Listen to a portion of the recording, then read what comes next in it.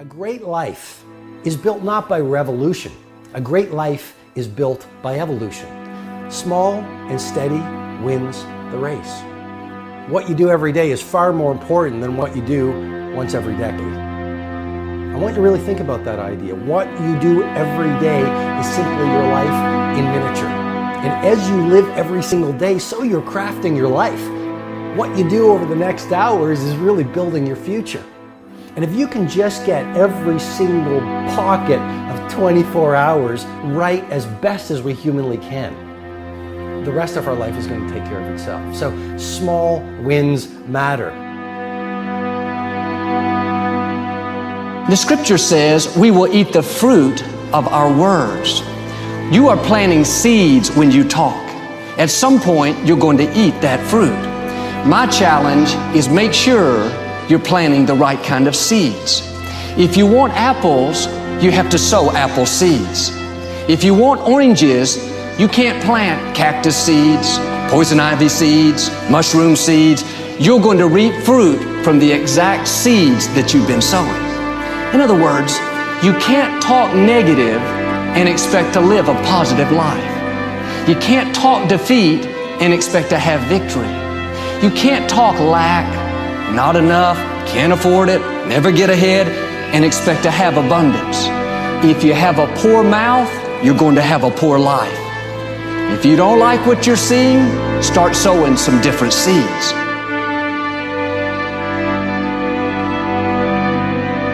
We may not realize it, but we're always feeding ourselves. What we watch, listen to, the people we're around, the thoughts we're dwelling on, that's feeding our inner man.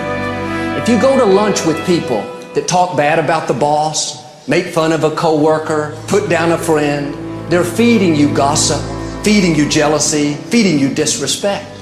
Here's the key. Whatever you feed is going to grow. You may not like what they're feeding you.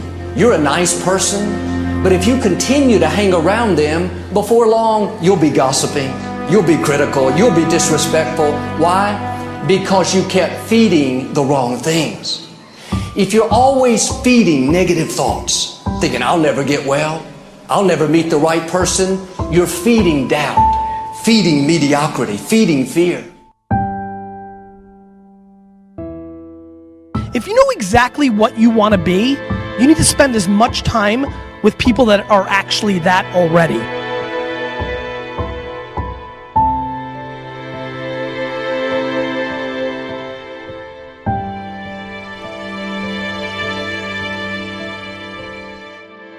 You cannot let a fear of failure, or a fear of comparison, or a fear of judgment stop you from doing what's going to make you great. You cannot succeed without this risk of failure. You cannot have a voice without the risk of criticism. And you cannot love without the risk of loss. You must go out and you must take these risks.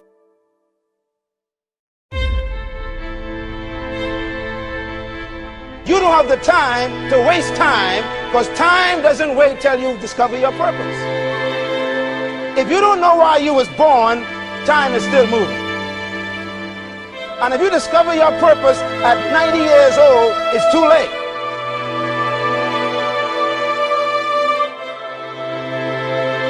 You have to trust your own voice, your own ideas, your honesty, your vulnerability, and through this you will find your way.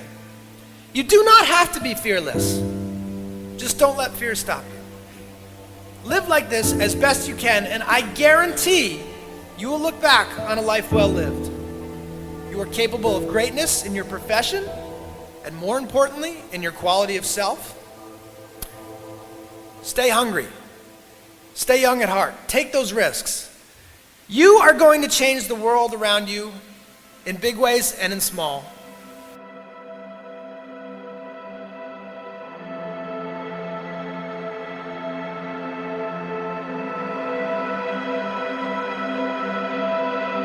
But see, anybody, if you want to, can go searching for a good plan, pick it, and start working it. And sure enough, as the time passes, as it surely will 5 years from now, 10 years from now, then you'll be winding up wearing what you want to wear, driving what you want to drive, living where you want to live, become what you want to become.